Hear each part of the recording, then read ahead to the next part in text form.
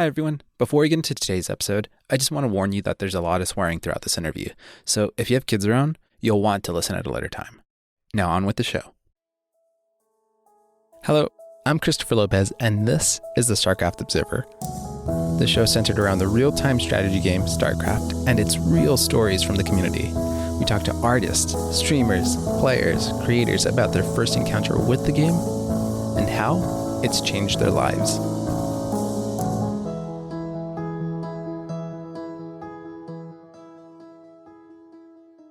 Hi everyone, it's finally great to be back. Sorry to keep you all waiting. Family vacations, spending time with my parents, all while moving between places, was and still is pretty hectic. The good news is, we're finally settled into our new place. Oh, and another important achievement.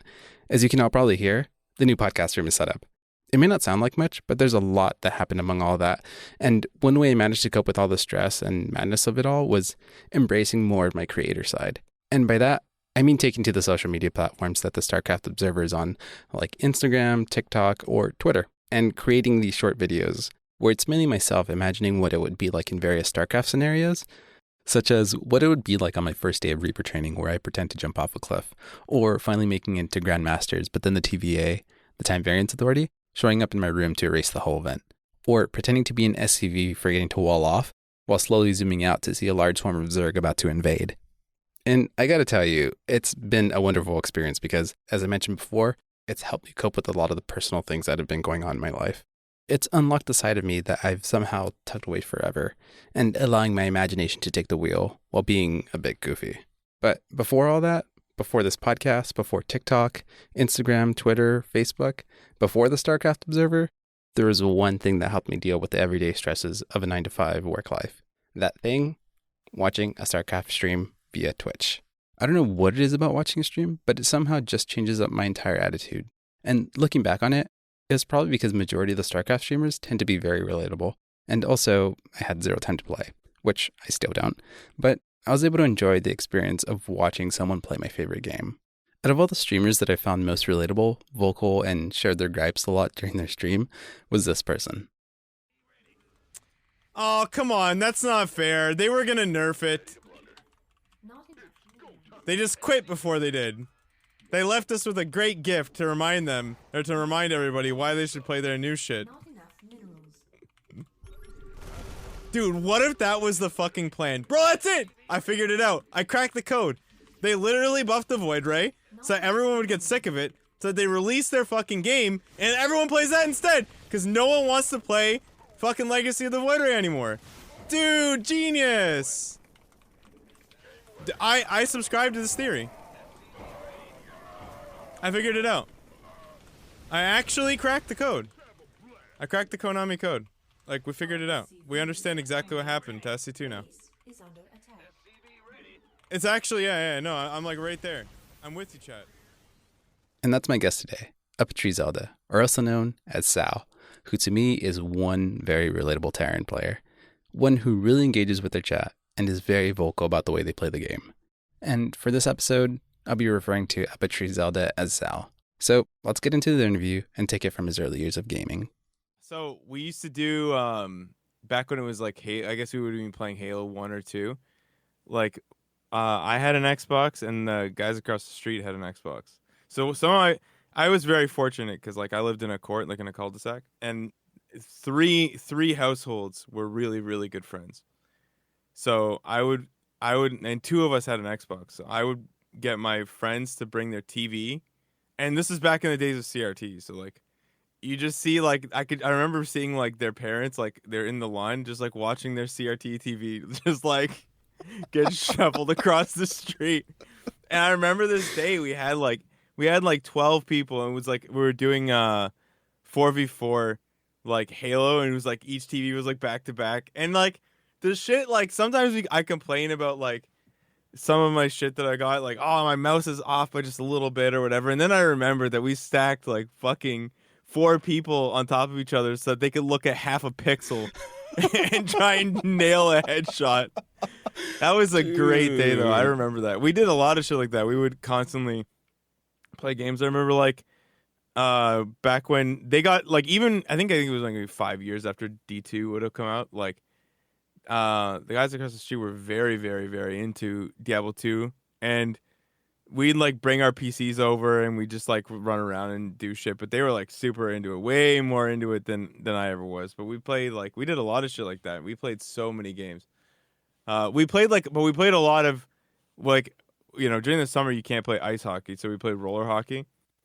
So we basically all had like skates and shit, and then we take up the court and we just like shoot the shit. I mean, we played like all day, man. Like we'd wake up, it would be like 11 a.m. We played till it was dark. Like that was summers. Like I lost summers.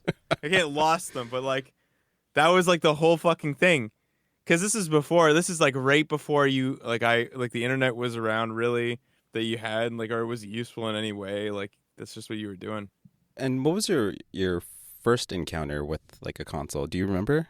I have some memories of NES games, but the memory that stands out to me is my dad took me over to someone's house and I was hanging out with their daughter, but then I was like enamored with the fact that like with like Link running around and shit, and I remembered the gold cartridge, and I just remembered the 2D like the overhead. And then I'm going to just fast forward because the story is actually pretty funny.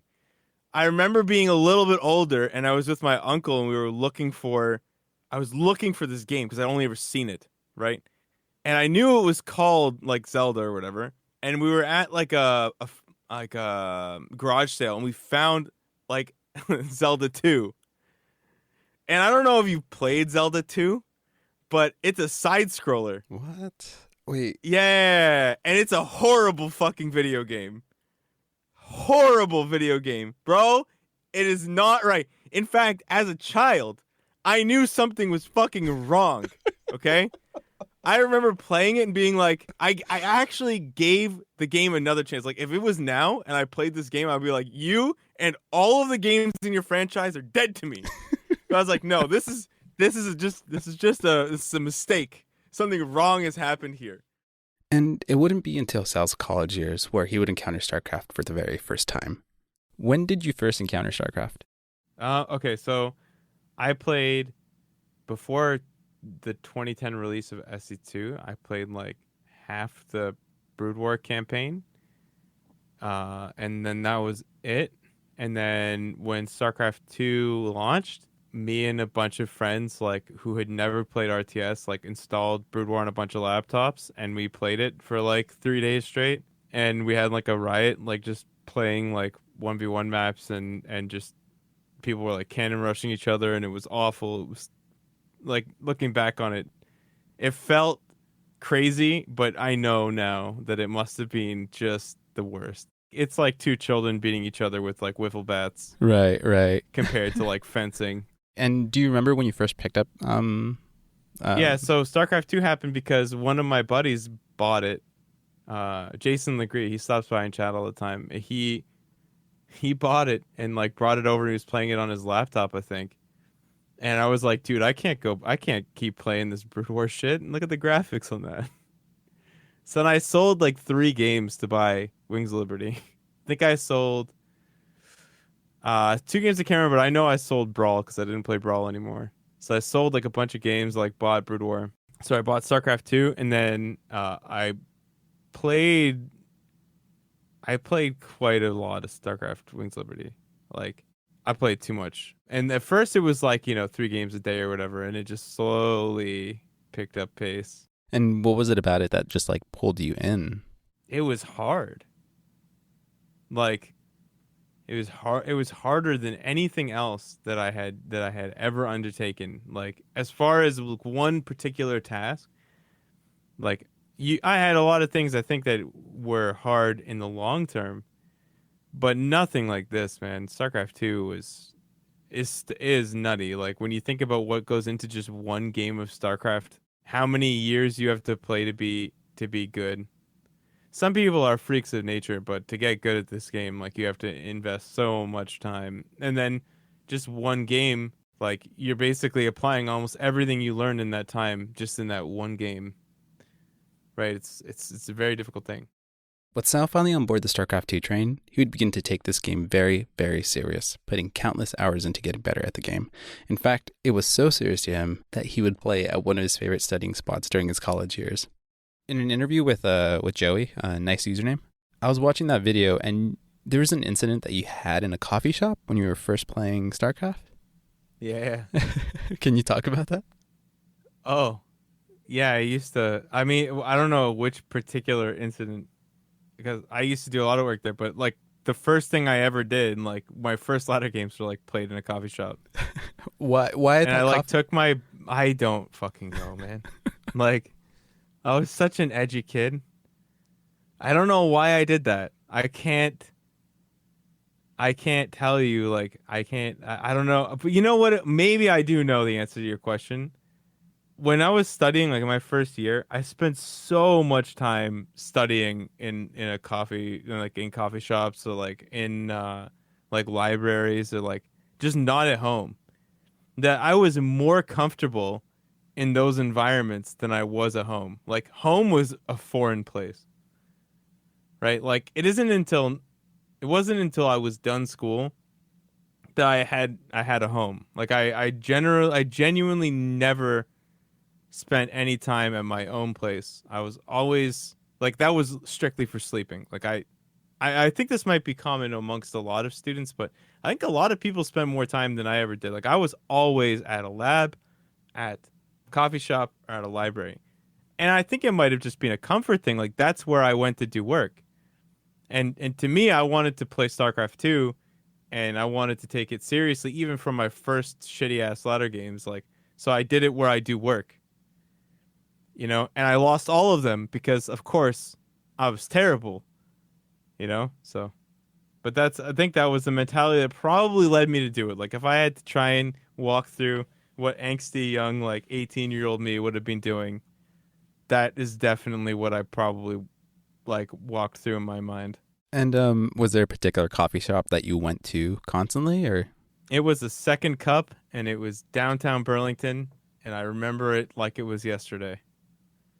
And it was so fucking awkward. Like, for other people, like me, I didn't care. But for other people, they were like looking at me with my big, and it wasn't like you gotta get away with it now. I have like a nice 75% keyboard. It's nice and small. No, I had a fucking Black Widow Ultimate, man. Like this thing was like, I could beat you over the head with it inadvertently. Like I could accidentally just turn around while holding it and like knock you out, because that's just, it was an instrument. Yeah. It wasn't a keyboard. Did it have blue switches too, or?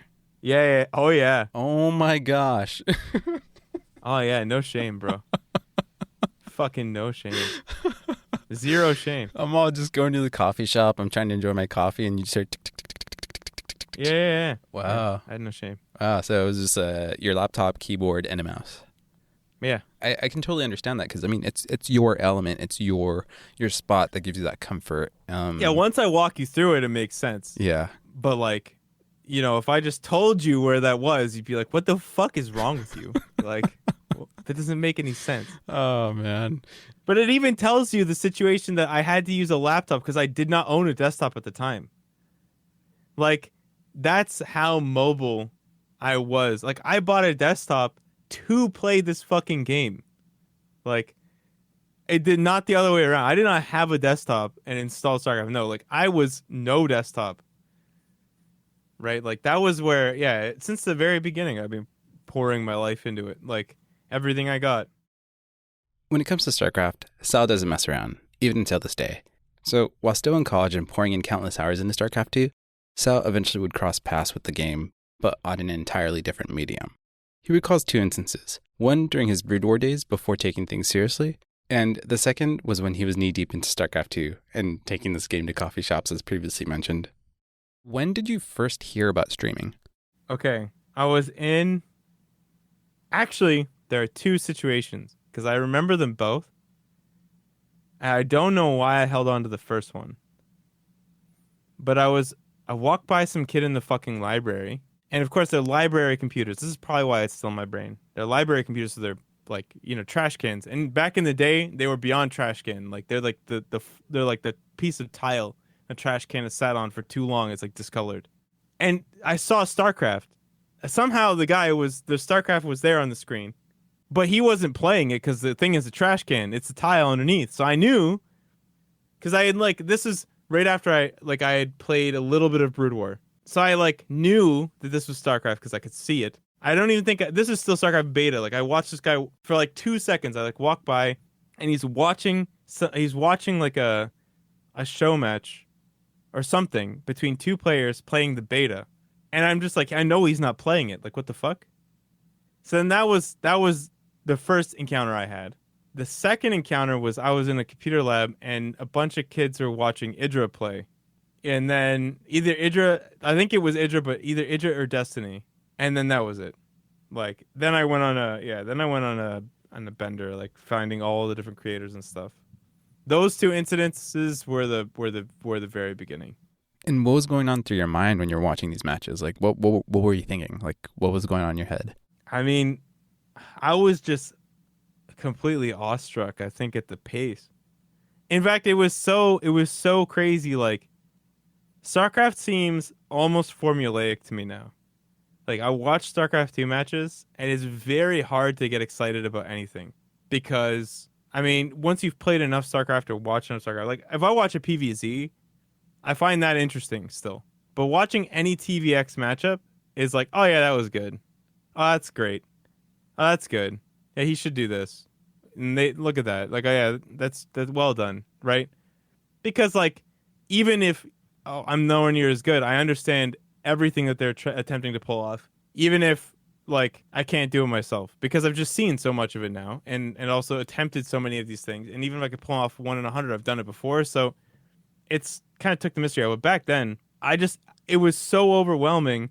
I wasn't even trying to pick up on the intricacies or build orders or anything. I was just enamored by the action and the pace of the game alone. I wasn't even looking at how to play better myself.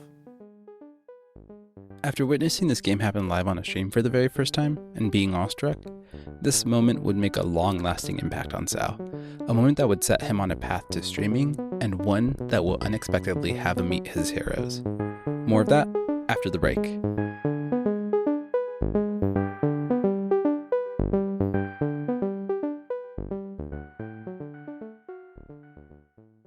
Hi everyone. If you're enjoying this podcast so far and would like to keep up with the StarCraft Observer, follow us on Instagram, Facebook, Pinterest, and Twitter, where not only will you get updates about the latest episodes, but you also get to see some beautiful StarCraft-related fan art. Once again, follow us on Instagram, Facebook, Pinterest, and Twitter. Hey, listen! Do you enjoy The Legend of Zelda as much as today's guest? Enjoy traveling across the lands of Hyrule listening to some nice beats? Well, I got some great news for you. Today's guest has recently released an album titled Soul Latte, in which he teamed up with a fellow StarCraft community member, Morn, to bring you the latest hits straight out of Hyrule. What started off as just simple Twitch alerts soon evolved into something greater. Taking their love and inspiration, this album elevates the Legend of Zelda series, taking it to greater heights. The album is packed with tracks inspired by the many different lands. You can find their album on Spotify, Apple Music, iTunes, Deezer, and DistroKid. More info can be found in today's podcast show notes. Go listen and enjoy. Welcome back. We left off with Sal seeing StarCraft being streamed for the very first time. He recalls seeing a group of kids huddled around a computer witnessing Idra playing a match against some opponent. Little did Sal know, seeing a stream for the very first time would set him on his journey to becoming a full-time streamer. Surprisingly, he didn't jump into streaming blind. He went in with a plan. So seeing, this whole thing with StarCraft happening on a stream, I guess what I'm trying to say is you see all this going on and you see that it's on a stream. Is that when you start you're just okay, I think I can play this game and stream it too? Oh, dude, my first inclination to stream came because I realized that I wanted to play StarCraft 2 full time, and I was not good enough to do it, just through gameplay. And but I needed to convince people, because this is back when you couldn't make shit. like off of playing unless you were the absolute best, and no one took it seriously. Like that is a thing that has changed drastically since I started this stuff. Back then, telling people what you were trying to do was a laughable, like just the funniest thing. Like people just thought you were crazy. They didn't even think that you were stupid. They thought you were insane. Like to undertake something like that, and that it wasn't even possible, no matter how hard you tried. Mm-hmm. And that's basically why, like, you had this vision in your head of like, yeah. So I was like, I needed to find a way to make money at it, so that people would take it seriously enough to let me do it. And so I took up streaming first on my older channel, which is Under a Tree, just to do that, like just to try and make ends meet kind of deal. Obviously, I knew that I'd have to grow that. I wasn't that naive, and I knew that it would be difficult, and I didn't have any consistency. Like it was a very selfish thing. And I think that's one of the reasons that I just stopped doing it, because it wasn't. I didn't want to be good at what I was doing. I wanted what being good got me, right? It would buy me the ability to do what I actually wanted to do.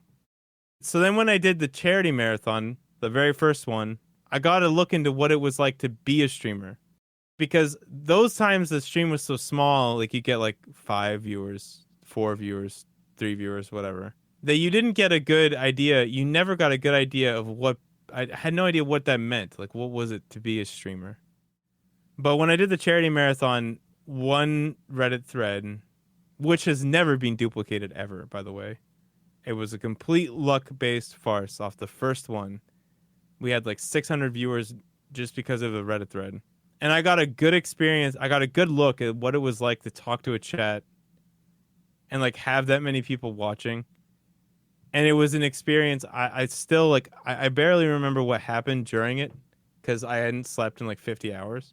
But I remember like that it was one of the most enjoyable things I'd ever done. And so it kind of brought me to this point where I was like, I could do that.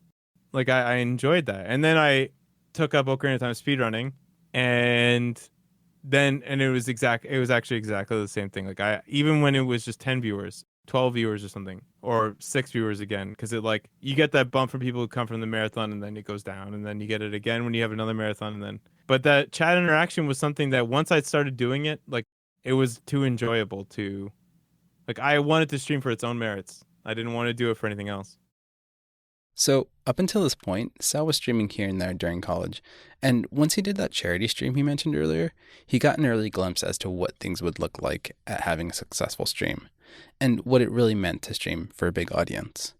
This would soon lead him to the next phase of his life, and what he's been truly wanting, to become a full-time streamer. Now, a decision like that isn't easy because so much is at stake, right? Especially if you have a family, paying rent, working, etc. Because being a full-time streamer literally means to stream 4 to 8 hours a day and somehow make it sustainable for you to get by in life. But somehow, Sal managed to make that happen and found success in growing a stream. Having a carefully laid out plan and his options with minimal risk, the time finally came to make the leap and go full-time.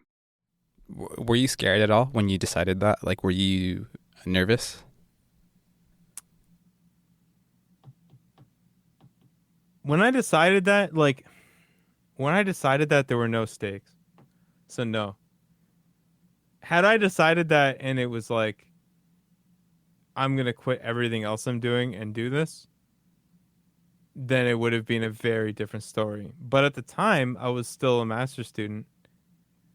And I knew I had until my master's degree was done.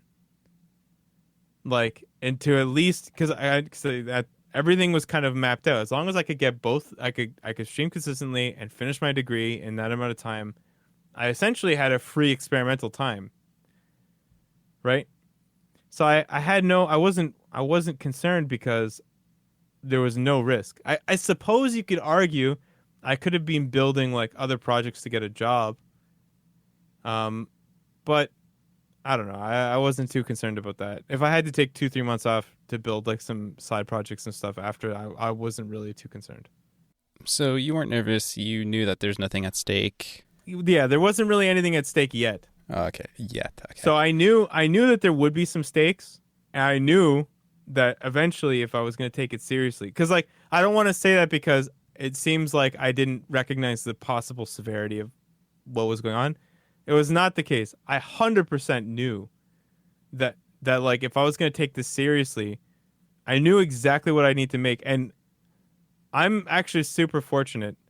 At every phase until like maybe last year or 2 years ago.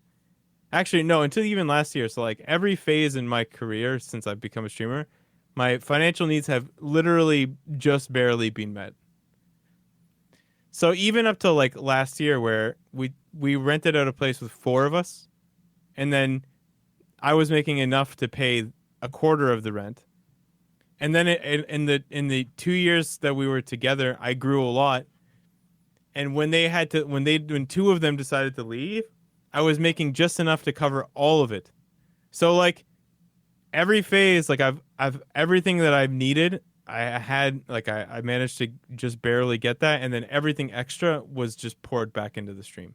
Was streaming able to support you financially at that time? Like, Yeah, like I said, just barely, like just barely. Like I finished, I graduated, and I had just barely cracked the criteria for partnership, and just barely like literally within a month of one another. I'd been working at partnership for like I'd been within partnership range for like 5 or 6 months. Prior wow. to that. And what's the criteria for that? At the time, it was different. At the time, it was still the wild, wild west. Like there was no affiliate, there was no guarantees. Every case was handled individually. And so back then it was still kind of like young. So would you say it was relatively easier back then? Way harder. The thing is, dude, is that there were no subs for you. Right. So I had like roughly like 80 to 100 viewers for like 2 years, and I had Patreon supporters, and I had like and tips. That was my income, even though like I had like 20 Patreon subscribers or patron supporters, and then as soon as I got partnered, I had like 100 and something subs. Whoa. And this is before gifted subs. So you can imagine that in that short span, like what was 20? Like it was literally like that whole time I could have had subscribers, right? But instead, Twitch decided like, so with affiliate now, it's easier to do because even in that range where you're stuck affiliate, you can still make a living if you have like a very supportive chat.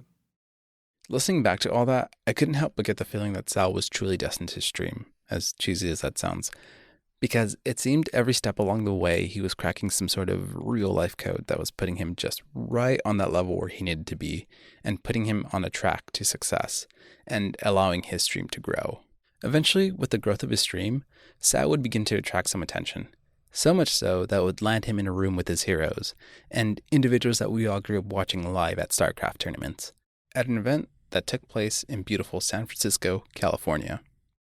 How did you come to the SC20 event? Like, how did you? I don't know. They invited me, and I don't know, because I was like one of the few up and coming streamers who had like just made partner. Not like I don't think it'd been like a year, but like my stream was growing, and it was like one of the few streams that like kind of was growing at that kind of rate back then. But there were others they could have invited. I don't know why they chose me. Maybe because like there was like a Blizzard employee that was like watching my stream all the time, but like I literally couldn't tell you if that was really the reason. I got an email from Machine Bryce because he was like doing the Twitch stuff. And yeah, I don't know, and I probably never will. That's one of the things I don't want to know, that it was like, yeah, I'd rather not know. I just grateful for what it was. So what did that message say? Like, hey, like we want to invite you to this event in California? Yeah, they invited me, and I almost couldn't fucking believe it. Wow. Do they fly you out to California? Like, yeah, dude, they did the whole fucking thing, man. Like, talk me through it. Bro, they flew me out to California. They paid me for my time. And yeah, like I was I was genuinely nervous for that because I'd never been on someone else's camera in my entire life. Like on that level ever. Like I'd I'd had like streams with other people, but it's always either me setting it up or I had some hand in it. But this was like an event where I was on someone else's setup, like and there was no script, and it was like the biggest players, and I was like, there's In Control was there, and he's terrifying to be on the couch with because like you're just bound to get roasted, and like and I swear all the time, and like this is a Blizzard event, it's like I don't know what can I say, and there's all this shit like going on. I did not sleep going into it. I couldn't. So like I went in the first day like in a complete trance. The second day was way better because I had slept like a solid 12 hours. So I was like way more rested, but the first day I was just in an absolute fucking daze. So you're in California, you're in this hotel and you can't sleep. Like what's going through your mind? Like what are you thinking? Fuck. Like that's just Oh, dude, it was actually so fucking bad. Yeah, I was just my mind was just like, no, not like this. Not like this. Did you call up your wife or anything at the time? Like, I mean, yeah, but I forgot melatonin, everything was closed. oh no. That's it. Like I was just so fucked. And just to give you an idea of how nervous and tired Sal was, I'm going to play back 2 clips. The first that I'm going to play back to you is a clip from one of his recent streams. Here's Sal talking about pumpkin spice lattes. True, like, and I think most dudes feel that. Like, there's a lot of things like, dudes will avoid because they don't want to be judged. But if you see a dude with a pumpkin spice latte, you know he doesn't give a fuck about anything. He doesn't give a shit.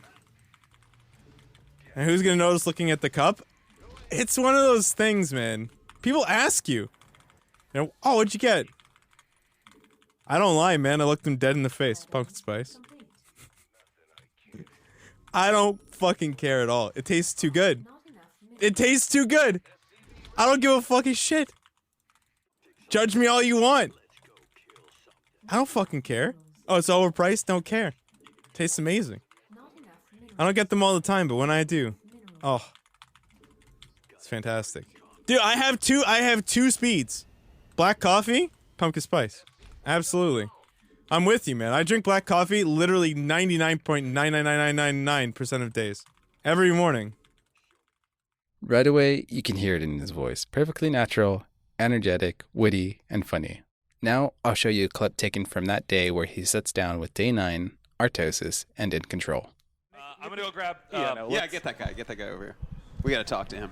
UpATreeZelda, come on. Nick, take your 3-eyed shirt. All right. It's a good shirt. It's very. When you sit, it's 2, but when you stand up, it becomes 3. It's actually 3 belly buttons.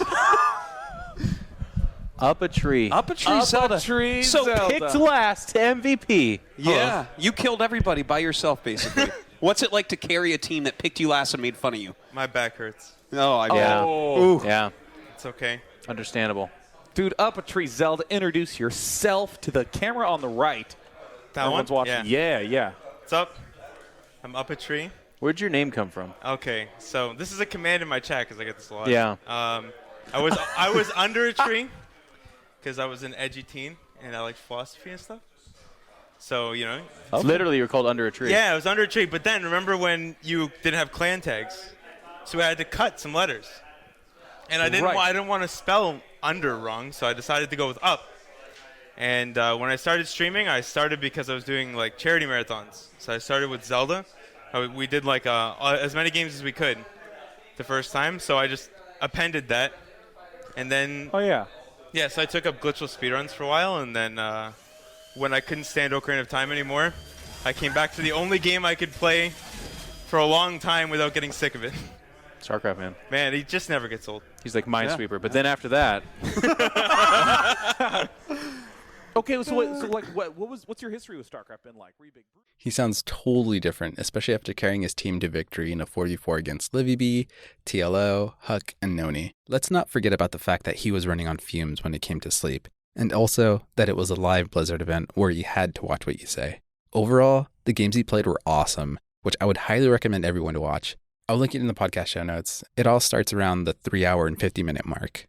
With all that said, in rewatching the whole StarCraft 20th anniversary event, there was one major thing that I noticed about Sal while he was there. Everyone was pretty casual and wearing a t-shirt and jeans. Sal was practically wearing a suit and looking like he was about to go on a date. So I asked, and I was actually very surprised by his response. Oh, one of the things I noticed too is that you were dressed really nice.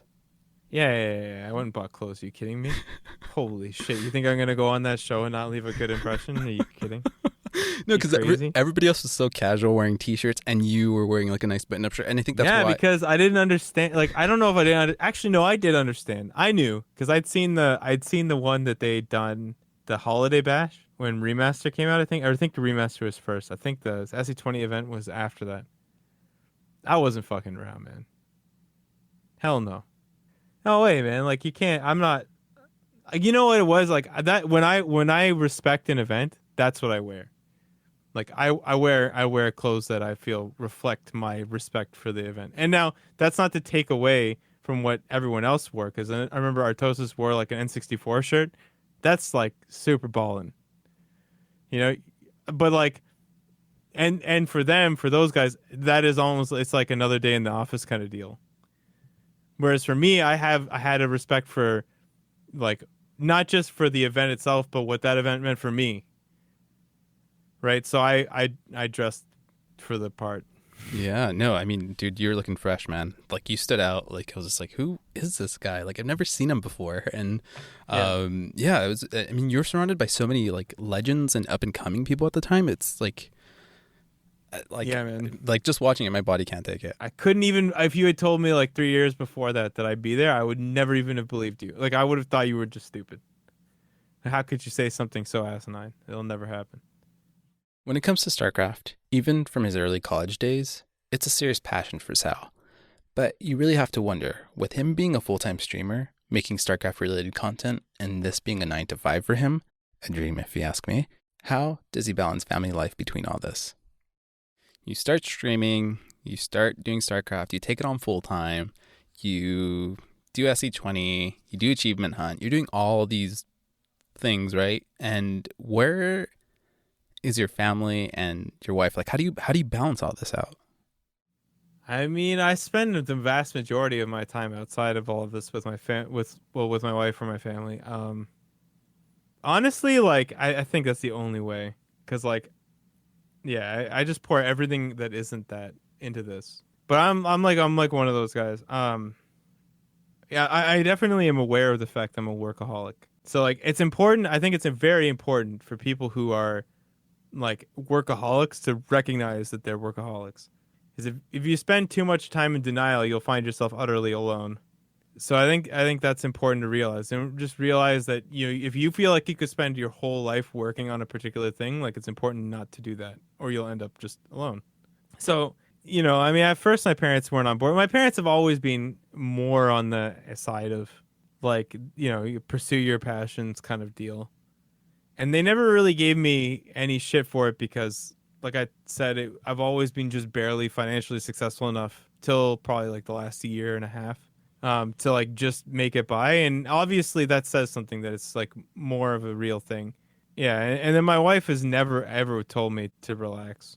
Like, so she's just being alongside for the whole thing. I think that stems from the fact that her dad was a chemistry major, and he wanted to pursue chem, but he and his wife conceived prior to him finding a stable chem job. So he took a sales job, and he always regretted not like finding a chemistry job after. So that was just a thing that lasted forever, like a classic. So I wish I'd pursued my dreams kind of deal. So I think that Cassie's never wanted me to experience the same thing. And so this is like one of those things where I set my goals, I barely achieved them, and so I managed to keep going. Like, and when you first met Cassie, like, were you already streaming at this time? No, I met her. Dude, we've been together for 10 years. Wow, congratulations. She was here through the whole thing. Whoa. She knew me before StarCraft. Wow. So she's seen you flourish. She's been there since the beginning. She's seen the whole thing. Yeah, start to finish, man.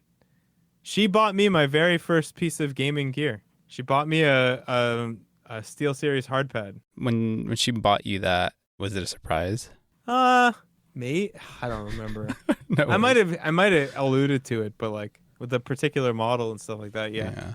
But she's always been super supportive of you. That's awesome, man. Yeah, I don't think it's ever really been I don't think it's ever really been like the concept has been trying. Mm-hmm, mm-hmm. But I mean, I think she's always saying like I have a reasonable approach to it. Again, it's an unreasonable thing, but my approach to doing it has been reasonable, and because of that, it's been like kind of painless because there's always been like, all right, so if it doesn't work out, then I'll do this instead kind of deal. And because of that, it's my once everything is mapped out, like when you're flying blind, it becomes easier to hold the grudge. But when things are mapped out, it's difficult because everyone's in on the whole plan from the start, or you got to adjust the plan.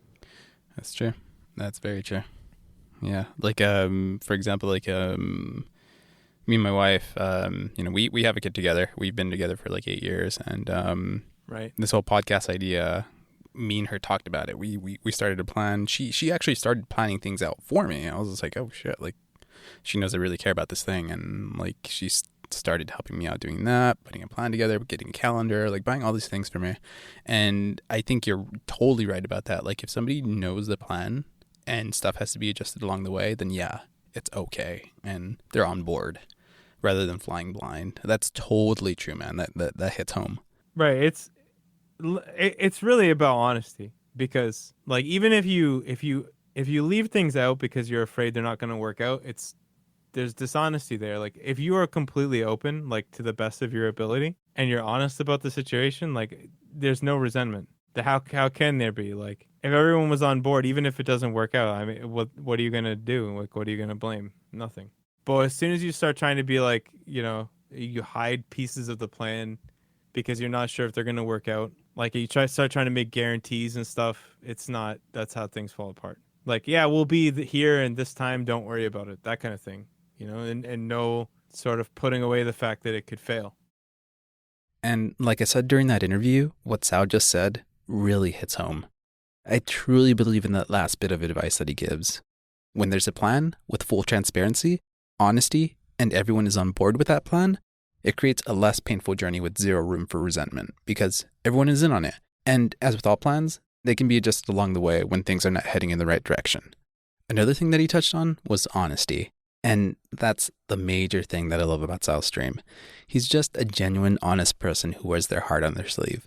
I believe that's the key to how he was able to create a thriving community for his viewers. And as we all know, community is what helps elevate your content. It's the heart and soul of all that you're creating. And it's the biggest driving force to all which you're building, because it's community that's going to be sharing and loving your content at the end of the day. This is something too that Sal has successfully built along the way, because as you can already guess, I'm a part of his community. And my gosh, it's one of the best things to be a part of. And it made me wonder, with such a huge community now, does the streamer still get nervous? Before you start your stream, do you ever get like nervous or anxious? Nah, man. No, I think for me, most days, like stream is the best part of my day, and not because my days are bad, but because I love my stream. I enjoy. I've had shit days where I wake up and I'm like not in a good mood, and the first line of chat is somebody saying something so fucking stupid and hilarious, and I'm just so happy like to have this job, and it completely fixes my day. I've had that many times. I've also had it where somebody says something so obnoxious that it ruins my day. That's hard though, because like I find people being dumb hilarious. So like you need to strike this perfect balance that's really hard to strike on like offensive and like annoying and not like no good way to make fun of something. Like it's really tough. It's tough. Yeah. When I'm on your stream, that's what I notice is like there's all this like camaraderie going on, and sometimes chat's making fun of you, and you're going back and forth, and it's like this balancing act that's going on, and that's what I found really unique. Like, how do you say like stable? Like, how do you define that line? Generally, like, oh, man. So this is a thing that I picked up on like really early. People like to say like offensive shit, even if they're not offensive people. Like, because the mind just does that sometimes. Like, you'll say something and you might even regret saying it immediately after you say it, either typed or not typed. Or not regret it, but you're just going for the shock value or whatever. But most people who do that kind of stuff, they're not bad people. They're just people trying to, like, get a response out of you and, maybe just spar with you mentally a little bit. Sometimes they're terrible people. Like, I won't I won't like go out on a limb and defend everybody who's ever said anything stupid, because that's not right. But there are tons of terrible people who always seem to do the right thing, right? But just fuck you over behind your back. When it comes to like chat and stuff, usually if somebody says something I think is like really bad, unless it's like so flagrant it's clear that you're just asking to be banned. Like if it's borderline, I usually try to speak to that person like on a more personal level and try and like bait out the reality of what they were trying to say. See if they were trying to be offensive for fun, or if they were trying to be, or if this is like what they actually believe, right? Like, and that actually tends to work, because people who are just trying to be funny, they almost immediately are like, oh yeah, I was just dicking around. And people who are actually serious, because it's the internet, I've this is consistent. Like I'd say like 80 to 90% of the time, maybe even like 95% of the time, I think I can count on my one hand, like the number of times that I've pursued somebody who has been like, oh no, I'm just kidding, only to then do something bad again later. Like people on the internet will double down on their stupid ass ideas because there's no accountability. So they won't even bother they're not like trying to infiltrate you or anything. They'll just attack like full bore, like no holds barred. They don't care. So sometimes you get a person who just goes like, yeah, I know, like this isn't what I meant at all. I was just kidding. And then they'll say something stupid again like 10 minutes later, and then again like 10 minutes after that. Even though you've warned them. You get a few of those, but usually what you get is somebody who's just, you know, being dumb for fun, and then you call them out on it, or you ask them about why they said that, and then they go like, they explain their train of thought, and then it's not so bad. Very rarely do you get somebody who does the first, and most likely when someone's, you know, a bit of a douche, they'll just be like, no, this is a correct belief. You're an idiot. You guys are all fucking stupid. You're all a bunch of Nazis. I'm out. And then they get banned. Right. Oh my gosh. Because they can't help themselves. Like they have a point to prove and a soapbox to stand on, so they will. And so I casually reach over with a second mouse, click on their name, and never see them again. But it takes a lot for them to get banned. Yeah, I would say that the luxury of, not luxury, but one of the nice things about being a streamer who talks to their chat so much is that the number of people you have to ban by accident is low, right? Like the number of people you have to ban, like people come to really understand what the line is when you have a lot of dialogue with people, I think. Like it's hard to understand the line in a chat where the streamer never says anything because you don't know what they think about anything. So it's hard to get a feel for your environment. Like, you know how they say read the room? Well, if the streamer never says anything, then what? You don't know the room. The rules are posted, but they're just copy pasted from everywhere else, right? And you can get away with some things in some chats and other things in other chats. So yeah, I mean, having a dialogue with the streamer all the time. Day in and day out, Sal deals with a lot of this, and it's incredible how he manages to keep his cool when a few trolls come in, especially after they've been beaten by him after a game of StarCraft, or just someone randomly waltzing in trying to cause him trouble. Outside of that, though, what's wonderful to me is how he's changed and touched the lives of his viewers through his stream, always bringing out the best in all of us, and majority of the time, the silly side of us, and making his chat feel like kids again. Sometimes, even inspiring some to develop a few bots, earning us the most timeouts and bans. But honestly, it's probably the bad puns that get this particular person banned and timed out in Sal's stream. Yes, I'm referring to the one and only professional StarCraft 2 commentator, Ravi Fear Dragon Parikh, who will be closing out today's episode. How many bans do you have at this point? He actually told me this a few weeks ago. I think it was something like 11 or 12, and then I think timeouts it just says 99 plus or something now. Oh my God. I think that we concluded that I had the most timeouts and bans on his channel. How has it been for you being a part of his community? I think being a part of Sal's community has changed me. I think I've become a much worse troll than I used to be. I used to have a lighthearted trollness to me. I think now, ever since being a part of Sal's community, I feel like it's okay to directly put down streamers that I'm watching and tell them how bad they are, but in a very loving way. Only to friends. Only to friends.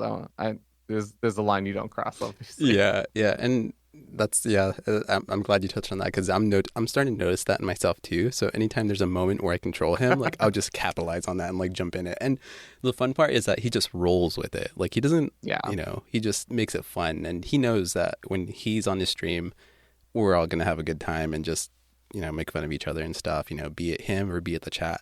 You also wrote a bot for his. Which one?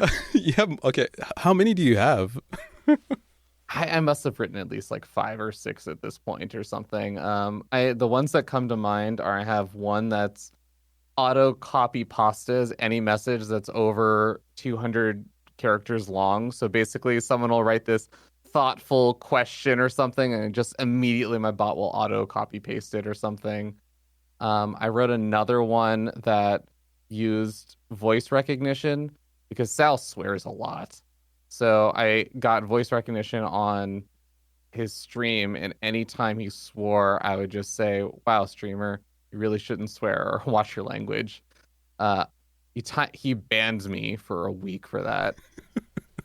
I think the most recent one is that I have a bot now that reads the live stream to see when he's supply block, and then I let him know he's supply blocked after he's already probably, with like stream delay and everything, finished catching up on the supply block. What was the motivation behind writing those bots for you? Honestly, I think this is something, going back to what you said about Sal and the way he handles a lot of it. I think that it's so lighthearted, and I think it's a very fun place to be where, for the most part, people don't take things super personally or seriously. So that's, I think, something I really appreciate about Sal. I could never tell him this to his face, my God. But he is a really, really wonderful human being. And I think he really does take a lot of playful banter and beatings and stuff, like a true champ.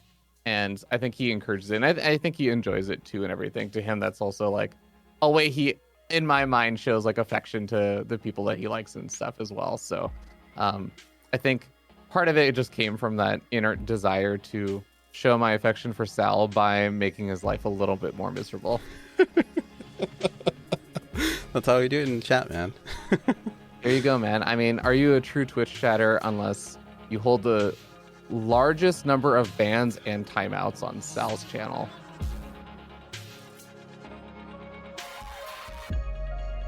Thank you, everyone, for listening to this month's episode. And you can find Sal's stream in the podcast show notes, along with the album he produced with Morn. A big thank you to Fear Dragon for closing out this month's episode and being a taco and tacoing with me about our favorite streamer.